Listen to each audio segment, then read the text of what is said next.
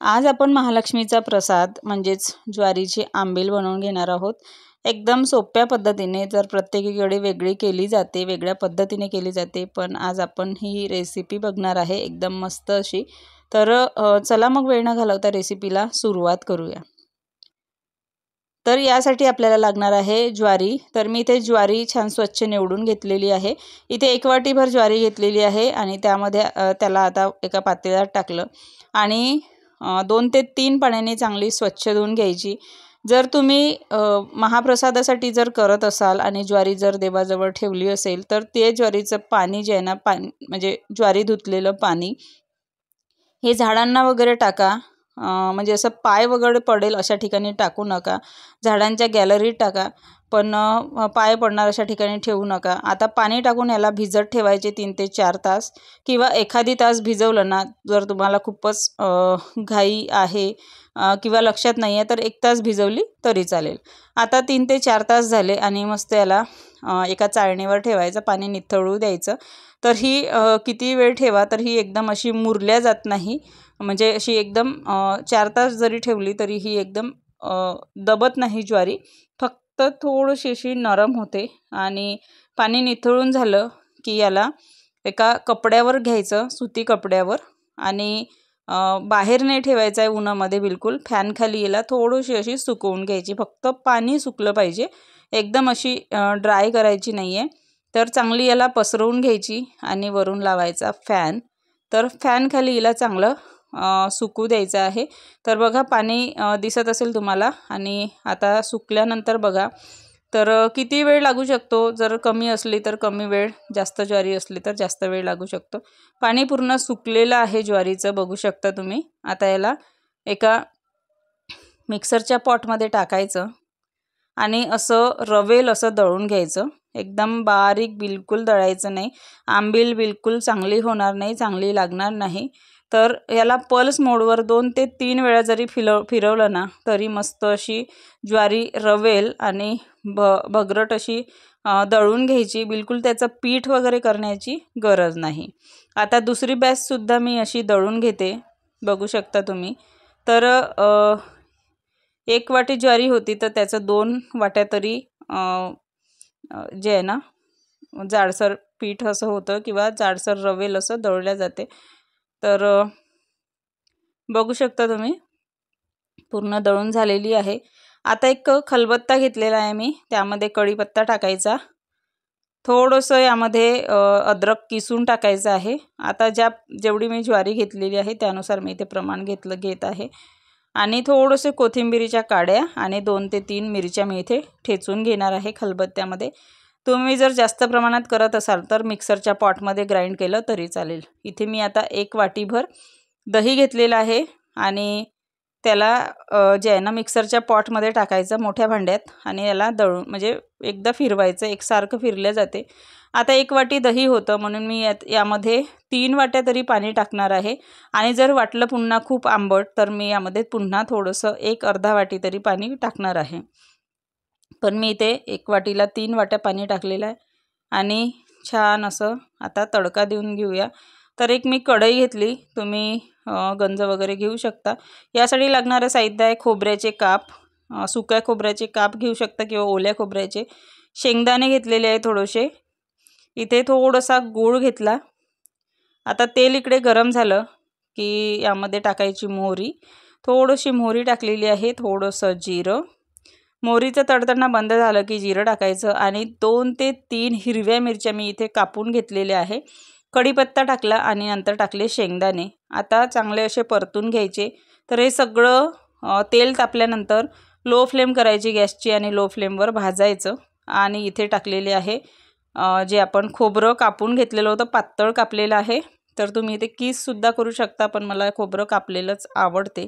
आता खोबरं आणि शेंगदाणे सगळं भाजून झालेलं आहे। तर ती आपण पेस्ट तयार केली होती मिरची, कोथिंबीर वगैरे याची, तर ती टाकून घ्यायची, परतून घ्यायचं।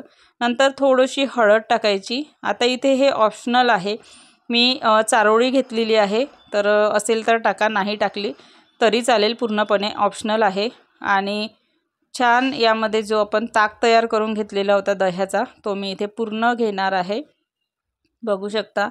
आता यामध्ये पुन्हा 1 वाटी पाणी सपाटते, तर तुम्हाला टाका वाटलं तर टाका, म्हणजे आंबट कमी जास्त इथे तुम्हाला कसं लागते त्याचं। चवीनुसार मीठ आणि इथे गूळ टाकलेला आहे, तर गूळ टाका नक्की, छान असं बॅलन्स होते, छान चांगली लागते चवीला। आणि जे खलबत्त्यामध्ये जे थोडंसं राहिलेलं होतं त्याला पाणी विसळून मी टाकलेलं आहे। आणि नंतर मग हे जे दिसत आहे तुम्हाला ताक, तर एकदम त्याला उकळी येऊ देण्याची गरज नाही, आणि उकळी येऊ दिलं आणि नंतर जर टाकलं तर गडे गडे होऊन जातात पटापट।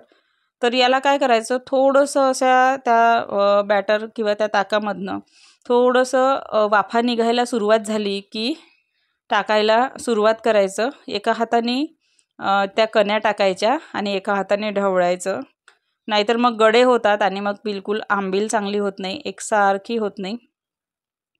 आता अशा प्रकारे मी सगळे कण्या जे आहे ना टाकून घेते। अशा प्रकारे थोडं थोडं हाताने सोडायचं आणि एका हाताने घोटायचं। आता मी बघू शकता अशा प्रकारे कण्या टाकलेल्या आहेत। तर एवढी वाचलेली आहे, कारण की हे पूर्ण टाकलं मी तर खूप घट्ट होईल आणि मग ते शिजल्या जाणार नाही आंबील।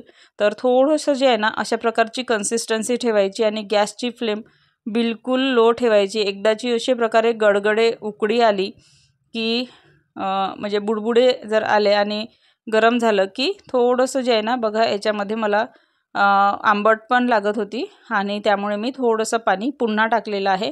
म्हणजे साधारण 1 वाटी दह्याला 4 वाटी तरी पाणी मी इथे घेतलेलं आहे। आणि आता एकदम घट्टसर असं ठेवायचं नाही, सध्याचं त्याला शिजण्यासाठी थोडंसं असं पातळ ठेवायचं, म्हणजे कण्या मुरल्या पाहिजे। आणि गॅसची फ्लेम एकदम लो ठेवायची आहे, बिलकुल लो, आणि लो फ्लेमवर ठेवायचं आणि छान असं घोटत राहायचं। जर मी झाकून ठेवलेलं होतं, पण मी पटकन उघडून घेतलं आणि नेहमीप्रमाणे हे घोटत राहायचं आहे, नाही तर खाली लागू शकते आणि आंबील मग चांगली लागणार नाही। तर याला 2-2 मिनिटांनी किंवा 1-1 मिनिटांनी मध्ये मध्ये असं ढवळत राहायचं आहे आणि लो फ्लेमवरच याला चांगलं शिजू द्यायचं। कण्या लवकरच मुरत नाही किंवा लवकर शिजत नाही, तर याला 5 ते 10 मिनटं तरी मला साधारण लागलेले आहे। आणि मी थोड्या थोड्या वेळाने 5 मिनिटांनंतर तरी 2 ते 3 वेळा चेक केलं कण्या मुरले की नाही। तर बघू शकता। आता जरी तुम्हाला पातळ दिसत असली तरी थंड झाल्यानंतर मस्त अशी आंबील घट्टसर येते, अजून शिजायला वेळ आहे। तर बघा 2 ते 3 वेळा मी चेक केलं कण्या मुरल्या की नाही, तर मुरायच्या होत्या। पुन्हा मग असं 1 ते 2 मिनटं शिजवत अशा प्रकारे शिजवलेलं आहे। जर तुम्हाला खूप घट्टसर पाहिजे असेल तर तुम्ही अजून घट्ट याला ठेवू शकता, काही हरकत नाही, पण एकदम पण घट्ट ठेवू नका की ते कण्या ज्या आहे ना त्या शिजणार नाही, नाहीतर ते खावीशी वाटवत नाही आंबील। आणि मग शेवटी टाकली कोथिंबीर। तर अशा प्रकारे ही आंबील रेडी आहे, बघू शकता तुम्ही। आता याला सर्व करायचं। आता तुम्हाला सर्व करताना सुद्धा आंबील जी आहे ना अशी पातळ दिसत असेल, पण तुम्हाला वाफासुद्धा दिसत असतील, खूप गरम आहे त्यामुळे अशी दिसत आहे। थंड झाल्यानंतर 1 नंबर अशी आंबील लागते। महालक्ष्मीच्या प्रसादासाठी किंवा आठवीची पूजा असते ना त्यावेळेससुद्धा ही आंबील केली जाते आमच्याकडे तरी। आणि कशी वाटली रेसिपी मला कमेंट करून नक्की सांगा। व्हिडिओ आवडला तर व्हिडिओला लाईक करा, शेअर करा, चॅनलवर नवीन असाल तर चॅनलला सबस्क्राईब करा, आणि सबस्क्राईब केलं असेल तर बेल आयकॉनला नक्की प्रेस करा। पुन्हा अशाच नवीन रेसिपीसोबत भेटूया, तोपर्यंत मस्त खा आणि स्वस्त रहा, आणि चॅनलला सबस्क्राईब नक्की करा चॅनलवर नवीन असाल तर, आणि कमेंटसुद्धा करा की रेसिपी कशी वाटली। एकदम जशी आपण घरी करतो त्या पद्धतीने मी दाखवलेली आहे, साधी सिंपल। जरी पूजेला जरी नाही केली ना तरी अशीसुद्धा तुम्ही करून खाऊ शकता अधेमध्ये, खूप छान लागते। तर नक्की करून बघा। व्हिडिओ आवडला तर व्हिडिओला लाईक आणि शेअर। Bye bye.